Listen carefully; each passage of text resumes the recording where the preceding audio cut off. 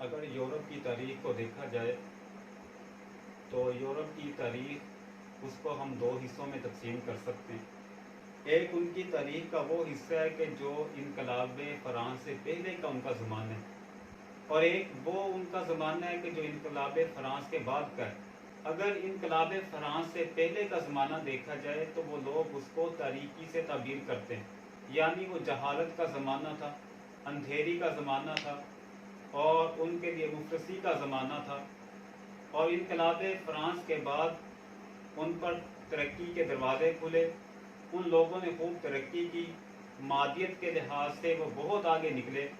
اس کی بنیادی وجہ یہ تھی کہ انقلاب فرانس سے پہلے ان کے امور سلطنت کے اندر اور ریاست کے امور کے اندر چرچ باقاعدہ شریک ہوا کرتی تھی، اور چرچ کا ایک بہت اثر و رسوخ تھا، اور ہر فیصلے کے اندر چرچ ملوث ہوتی تھی، یہاں تک کہ انہوں نے بہت سے کچھ ایسے نظریات کہ جو اللہ تعالیٰ نے ان کی کتابوں میں نازل نہیں فرمائے تھے، اور وہ کوئی آسمانی نظریات نہیں تھے، لیکن انہوں نے اپنی طرف سے اپنے وہ ذہنی نظریات، وہ مفروضوں کی بنیاد پر گھڑے ہوئے نظریات اپنے دین میں شامل کر کے ان کو ایک دین کا نام دیا، اور اس کو الہامی حکم تصور کر کے انہوں نے لوگوں میں رائج کرنے کی کوشش کی۔ اور پھر اسی زمانے کے اندر جب مسلمانوں نے سائنس کے اندر بہت زیادہ ترقی کی، اور مسلمانوں نے علوم کے نئے نئے ذریعے دریافت کیے، اور نئے نئے علوم دریافت کرنے کے بعد اس کا اثر جب یورپ تک پہنچا، تو یورپ کے وہ ایسے لوگ کہ جو عقل کی بنیاد پر فیصلے کرتے تھے، یہ انسانی فطرت ہے کہ جب انسانی عقل کسی چیز کو برحق سمجھتی ہے، اس کو سچا تسلیم کرتی ہے، تو انسان کی فطرت پھر اس کو چھوڑنے کے لیے تیار نہیں ہوتی۔ اور جب یہی نظریات اور یہی تجربات کی بنیاد پر جو ان کے نظریات تھے، یہ نظریات جب یورپ کے اندر پہنچے تو انہوں نے اس کو تسلیم کیا، تو اس کے مخالف چلنا ان کے لیے بڑا مشکل ہوا۔ مثال کے طور پر اس زمانے کے اندر ان کا ایک نظریہ تھا کہ کائنات کا مرکز، اس نظام شمسی کا جو مرکز ہے ہماری، یہ زمین ہے، سورج نہیں ہے۔ حالانکہ یہ سائنسی نظریات کی بنا پر نہیں تھا، بلکہ اپنے ایک مفروضوں کی بنا پر انہوں نے زمین کو کائنات کا مرکز کہا کہ تمام سیارے اور سورج اسی کے گرد گھومتے، اور اس کو انہوں نے ایک مذہب کا نام دے کر، مذہبی نظریے کا نام دے کر لوگوں کے اندر رائج کیا۔ اب جو شخص بھی اس کے خلاف چلتا، اس کے خلاف بات کرتا، یا اس کے مخالف کوئی نظریہ قائم کرتا، تو وہ لوگ اس کو پکڑتے، اس کو سزا دیتے، یہاں تک کہ بعض سائنسدانوں کو انہوں نے موت کے گھاٹ اتارا، ان کو سزائے موت دی گئی۔ صرف مردوں کو نہیں، بلکہ بعض عورتیں بھی تھیں کہ جن کو اس جرم کی پاداش میں انہوں نے ان کو موت کے گھاٹ اتار دیا۔ لیکن وہ وقت چلتا رہا۔ اس زمانے کے بارے میں مشہور تھا کہ جب مسلمان سائنسدان ستاروں پہ کمندیں ڈال رہے تھے، تو اس وقت پاپا روم اپنے نام کے ہیچے سیکھ رہا تھا۔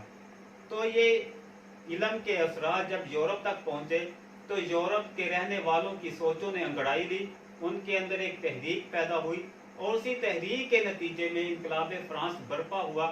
اور انقلاب فرانس کے بعد وہ لوگ اس نتیجے پر پہنچے کہ جب تک ہمارا مذہب، یہ چرچ ہمارے امور کے اندر اور ہمارے نظام حکومت کے اندر مداخلت کرتی رہے گی، تو دنیا کے اندر ہم لوگ کبھی ترقی نہیں کر سکتے۔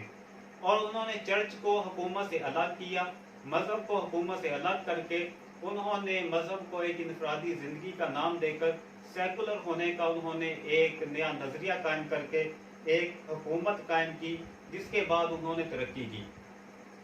لیکن آج بہت سے لوگ ہمارے اندر وہ بھی اسی نظریے پر چل کر اپنے آپ کو اسی طریقے سے ترقی کی راہوں پر ڈالنا چاہتے ہیں۔ آپ ایک بات ذہن میں رکھیں کہ اگر اس وقت اہل مغرب اپنے مذہب کو اپنے حکومت سے الگ نہ کرتے، تو وہ آج اس ترقی پر نہ پہنچتے جہاں آج پہنچ چکے۔ لیکن اسلام کا مزاج اس سے بالکل برعکس ہے۔ کیوں؟ اس کی بنیادی وجہ یہ ہے کہ انہوں نے وہ نظریات اپنے مذہب کے اندر شامل کیے تھے کہ جو ان کے مذہب کا حصہ نہیں تھے، جو اللہ تعالیٰ نے آسمان سے نازل نہیں کیے تھے، وہ اپنی طرف سے مفروضے اپنے مذہب میں شامل کر کے انہوں نے اس کو مذہب کا نام دیا۔ لیکن قرآن جو اللہ کا نازل کرتا ہے، اللہ کی طرف سے نازل کیا ہوا ہے. اب اس کو چھوڑ کر ہم کسی اور طریقے پر چلیں گے تو یقیناً اس کے اندر خسارہ ہے. کیوں؟ اس کی بنیادی وجہ یہ ہے کہ اللہ کا قرآن خود ہم اس بات کی دعوت دیتے ہیں کہ غور و فکر کرو اور اپنی عقل سے کام لو.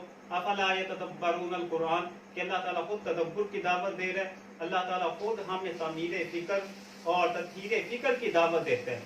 ہمارا جو نظام ہے وہ اہل یورپ سے بالکل الٹ ہے، بالکل اس کے مخالف ہے. کیوں؟ اس لیے کہ جن راہوں پر چل کر انہوں نے ترقی کی، اگر آج ہم بھی انہی راہوں پر چل کر ترقی کرنے کی خواہش کریں گے تو یہ ہماری بھول ہے. کیوں؟ اس لیے کہ ہمارا جو ترقی کی راہیں ہیں وہ ان سے بالکل جدا ہے. کہ علامہ اقبال نے اسی کے بارے میں فرمایا تھا کہ اپنی ملت کا قیاس اقوام مغرب سے نہ کر، خاص ہے ترکیب میں قوم رسول ہاشمی. کہ ہماری ترقی کی راہیں وہی ہیں کہ جو اللہ نے قرآن میں نازل کی، جو قرآن ہمیں دیا، اسی پر چل کر ہم ترقی پا سکتے ہیں. اس کی وجہ یہ ہے کہ قرآن وہی ہے کہ جیسے اللہ نے نازل کیا اسی صورت میں وہی احکامات آج بھی قرآن کے اندر موجود ہیں.